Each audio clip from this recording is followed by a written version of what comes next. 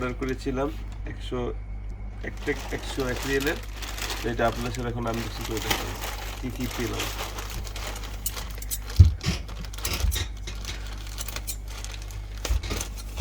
Let's go. টান টারান। প্রথমে একটি ছোট একটি হিমোইডার, একটি মানি ব্যাগ, একটি ব্রেসলাইট, একটি ইয়ারবাডস হেডফোন, মোবাইল স্ট্যান্ড, একটি রুম এয়ার ফ্রেশনারের তেল, অয়েল। একটি এয়ার ফ্রেশনার মেশিন। ধন্যবাদ।